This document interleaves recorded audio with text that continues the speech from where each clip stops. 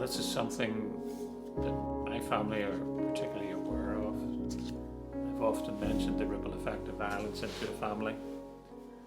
On the night when I was actually shot, my father arrived at the scene just at the same time as the ambulance got there. They couldn't get the gurney into the back room, so they put me in a body bag to carry me to the door. Daddy was standing at the door and thought I was dead and went, "Oh my poor Peter," and he dropped dead of a heart attack at the spot. I didn't know that at the time. Obviously it was months before anybody was allowed to tell me Daddy had died, because it would have flipped me over the edge. That would be the first side effect of the ripple effect of violence, losing my father at the scene. But the next time I would have become aware of what damage that incident has done would have been when I got out of hospital. Because in hospital I was like institutionalised. My wounds were, I had a terrible time. My body weight went to 7 stone. The bones were coming out of my body. Hair fell out. I went from 14 stone to 7 stone. It was terrible. But I got through that. I got through that period. And at the end of that year, when I had 50 weeks in hospital, when I was getting out, I hadn't an idea of what my wife and the children were going through outside. They had to leave the house and go to her mother's because you couldn't go back to the house in case the gunmen came back. And I was unaware of that. Anne couldn't drive when I went into hospital. She went and learned to drive, and she came up every day to the hospital. But nobody told me any bad news. Nobody told me anything, that was troubling them, or any of that strife that goes on. I was just kept, don't tell Peter anything, But when I got out of hospital, I had to go to my mother's house because Anne was up in her mother's.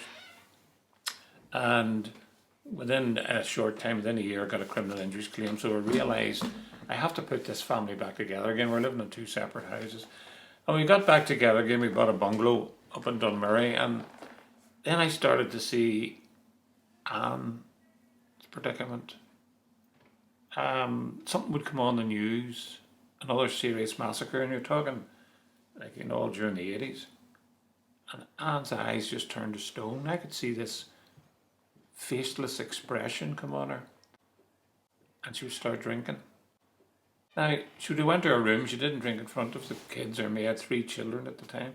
She would have went to her room, just took a bottle or 2 down there, and that was it. Never came out of the room till she finished.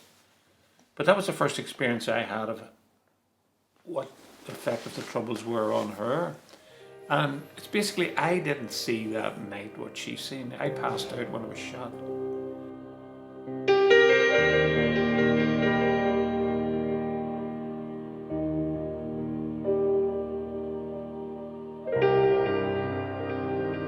I was through across the room, but I didn't think it was my sight. I thought it was my eyelids. And I remember my teeth breaking, dropping down to the bottom of my mouth, and hands with a lot of glass came in. And I remember sitting there, and I have a finger that was nearly severed. My boss came in and took his tie off, and he wrapped it round my finger, and he says, "Oh my God, Margaret." And I always remember that. And then I heard somebody screaming, then realised it was myself. So it was then that I knew that I had been badly hurt. But to me, it was a nightmare that I would come back out of it. Mm-hmm. And it's an awful hard thing to get over. Somebody, when you're waiting and waiting for them to fix your eyes, and then to say, no, there's nothing we can do. Mm-hmm. Because the retina was damaged. It was damaged very badly, and they couldn't repair it.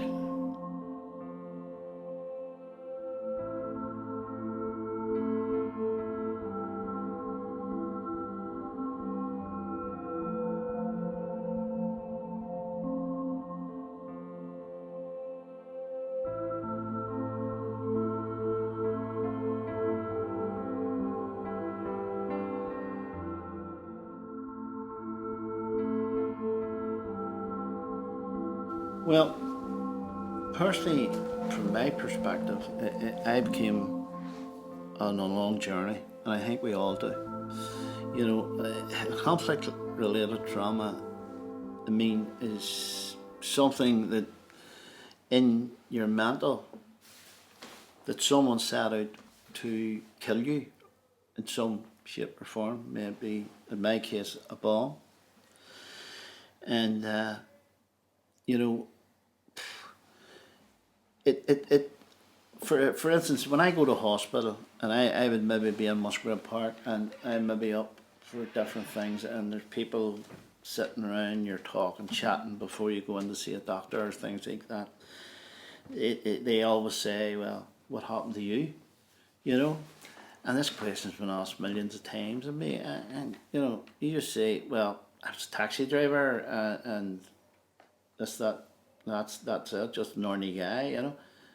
But the impression of you was got to me, we in the police, we in the army, you know, and that's asked all the time, and you know, I've got now where I don't even try to talk about the troubles or the incident at all, because you know it's sometimes upsetting and sometimes not, you know. But that's the thing that gets me really, is, you know, not my perception but other people's perception of you're a victim of the troubles.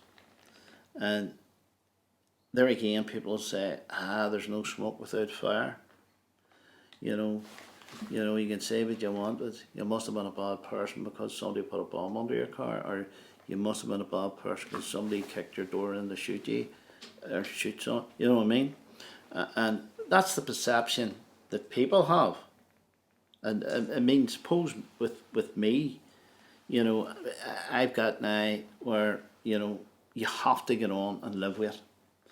And I suppose this long time now, this, I suppose, geez, about 10 years now, I have got come to the conclusion that, you know, I am what I am and this is what it is, you know. And you just tell it straight and talk. At first for me, I didn't bother. For the first 5 years I was isolated and, you know, suppose wasn't well enough and didn't realise that I had post-traumatic stress and all of that.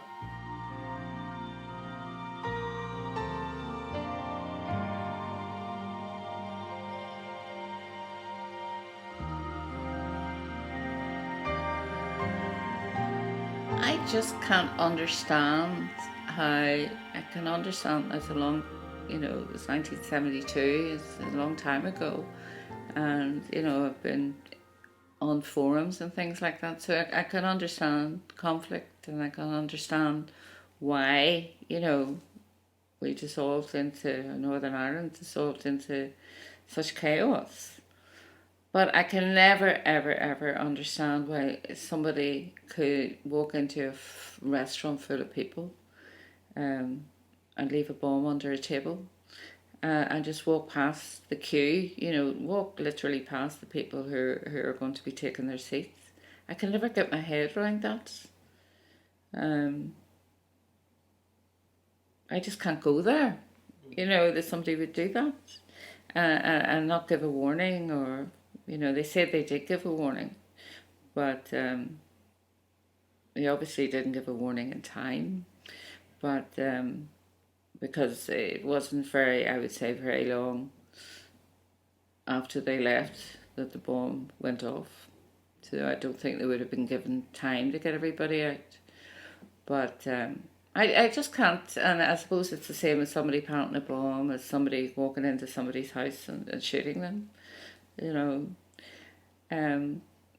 With me, I don't take it personally as such because it wasn't upfront. You know, as I say, I could have been anybody in that restaurant that day. So I don't take it as a personal attack on me, if you can understand that. But that's something that, you know, I just don't know how people can do that. You know, you're dedicated to a cause, I suppose. But it's somewhere that I couldn't go to, could never do. I remember when that happened, like there was shock in the community, and I remember thinking that must be the end of it now. You know what I mean? Yes. That must be it. Surely That's it. nothing else could happen. You know, they must start talking and finding out what's going on here. And but it wasn't. It was just the start. 1972 was the start of it all.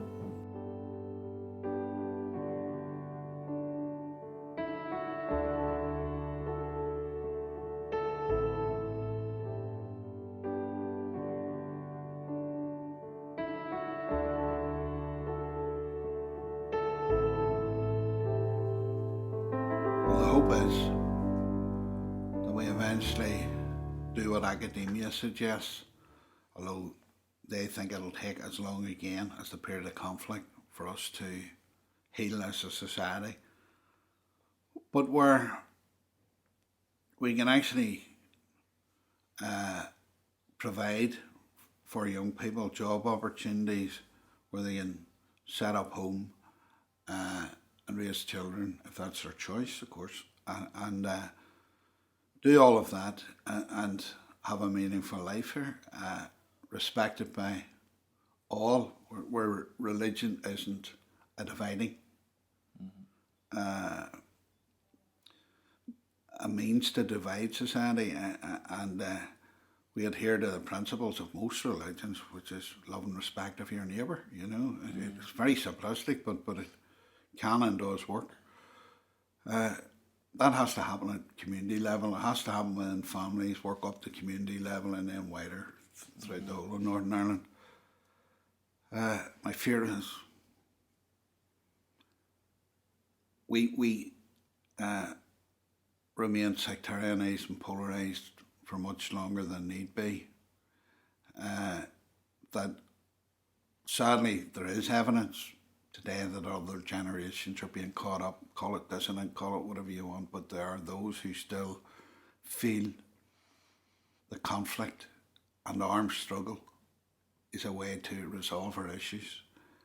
I hope we never, ever go back to that, but there's a fear always that there's a possibility of it happening. Because I'm at a point in life where I'm just loving being a grandfather. You know, I have two beautiful grandchildren, and I don't know if there'll be more, but I'm enjoying those that are here presently, and that would be something that I would hope that if they chose to stay in Northern Ireland, it would be a good Northern Ireland for them, where they would be respected. But I'd also respect it that if they chose to go further afield, as one of my daughters is at the minute, you know, she's travelling the world and just, she's quite happy to, in spite of studying for degrees, she's quite happy to go and wash tables and earn a living, and she's the Friends generation.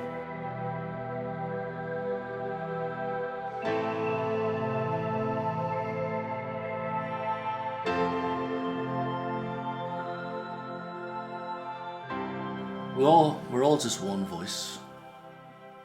Everyone just has their own story to tell.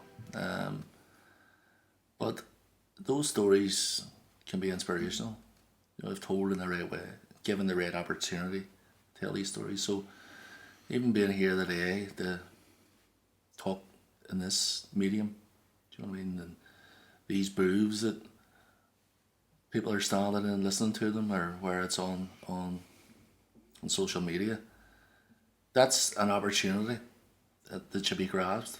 And it's also something that can be left for future generations to find out whenever we talk about what happened to us, to show the horror of what happened to us. Is a reminder, really, of a past that we once had. So you have all these TV programs like Pop Goes Northern Ireland and other things looking back on 50 years of the Troubles. And you're sort of going, was that the life that we were living in and born into? When I was born in 1972, and the worst year of the Troubles because there were so many people killed that year and stuff. But that just kept going on and happening every day, and just became part of the normal way of life for a lot of people.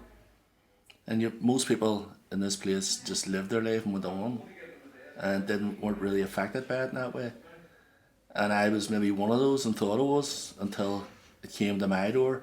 And the Troubles knocked on my front door one dark January night and came in and says, here you go, here's your part of the Troubles, and changed my life.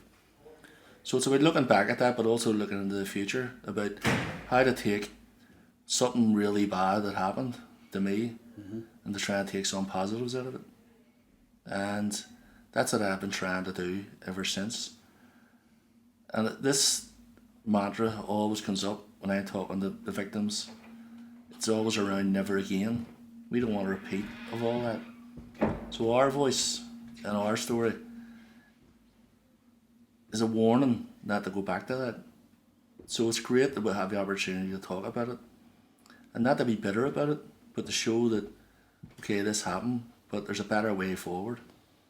And I think that's what we do as a group, and I think that's what I try to do as well, and to be a sort of example, say and within my own family. Like when I first started out doing these things and getting involved in peace building and getting involved in cross community groups and on the peace line, the local peace line, it was to show my nieces and nephews who were going to grow up, who were starting to grow up and were starting to ask questions about you, what happened to you, in the wheelchair and stuff. And when they're young, you'd say, look, I fell and I hurt my back, and do you know what I mean, I can't use my legs anymore. But then they start finding out what's happening. They start putting two and two together, and they're still living in the same area. And I didn't want them becoming embittered for what happened to me, because that's the way our society worked.